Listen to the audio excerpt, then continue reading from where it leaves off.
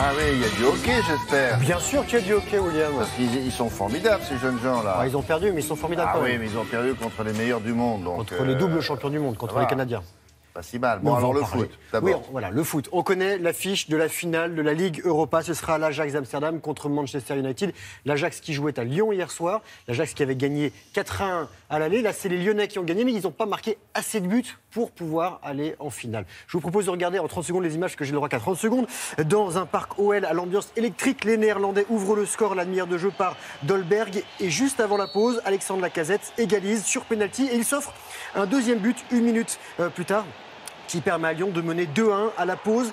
81e minute, c'est Guézal qui joue de la tête, 3-1 pour les Lyonnais. Encore un but et ils iraient en prolongation, un but qui ne viendra pas. Maxwell Cornet commet une petite coquille, une coquillette, une petite boulette. Voilà, il rate l'immanquable. Sa reprise frôle le poteau. Lyon est éliminé en demi-finale de Ligue Europa. C'est passé juste à côté. Et en finale, le 24 mai, en Suède, l'Ajax affrontera Manchester United qui a sorti le Celta Vigo. Vainqueur à l'aller 1-0, les Red Devils se qualifient dans la douleur après un match nul, un partout à Old Trafford. Les Anglais marquent en premier par Fellaini. De la tête, égalisation espagnole par Roncaglia. L'Ajax d'Amsterdam et Manchester United se sont rencontrés à 2 reprises. Une victoire de chaque côté. Voilà pour le football. Ouais, pas mal ça. Pas mal. Et s'il avait. Alors, il y aurait eu de prolongation. Lyon, Un but de plus, il y aurait eu s'il était prolongation. rentré le dernier, là. Il y aurait eu prolongation. Ah ouais. Voilà, donc il y aurait encore un peu d'espoir. On n'était pas loin. Ben oui, pas loin. Bon, alors le tennis maintenant. Le tennis, il n'y a plus de Français. Ça se passe à Madrid. Ça se prépare sur la terre battue parce que c'est bientôt Roland-Garros. Il n'y a plus de Français, mais il y a encore une Française. On va commencer par la défaite de Benoît Paire, qui était le dernier Français en lice. Regardez, c'est terminé pour Benoît Paire. Donc, vainqueur la veille de Stan Wawrinka, numéro 3 mondial. Le Français, 52e du classement, a été éliminé hier en 8e de finale par l'Uruguayen Cuevas, qui pointe au 27e rang. Paire s'incline en 3 manches, 7-5, 0-6, 6-1. Voilà, plus de Français, mais en revanche, Rafael Nadal est bien là. 4 fois vainqueur du tournoi madrilène, Rafael Nadal, 5e mondial, se hisse en quart de finale. Il est en haut de votre écran. Il a écrasé l'Australien Nick Kyrgios, 6-3, 6-1, en un peu moins d'une heure et quart. Et au prochain tour, l'Espagnol affrontera le Belge David Goffin. Le patron du circuit est sorti. Le patron du circuit, vous le connaissez, c'est Andy Murray. Il a été sorti par le Croate Koric, 59e, et lucky loser, c'est-à-dire qu'il a été éliminé au dernier tour des qualifications, puis repêché pour intégrer le tableau principal suite à un forfait d'un joueur de dernière minute. Voilà, Koric s'impose 6-3, 6-3.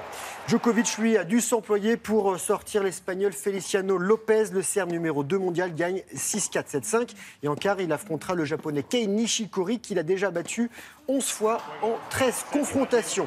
Et dans le tableau féminin, la seule Française, Kristina Mladenovic, qui continue son petit bonhomme de chemin, celui en demi-finale. La nordiste 17e mondiale a été impériale face à la Roumaine Cirstea, qui est 83e, invitée par les organisateurs, 6-4, 6-4. Et dans le dernier carré, Mladenovic affrontera la Russe Kuznetsova, qui est 9e du classement. Bien. Bon, alors, les petits hockeyeurs français, voilà. là. Il y a un championnat du monde qui se déroule en ce moment en France et en Allemagne. Là, ça se passait en France, ça se passait à Paris. Et les Français ont perdu, mais pas de beaucoup, face aux meilleurs mondiaux. Regardez, c'était les Canadiens.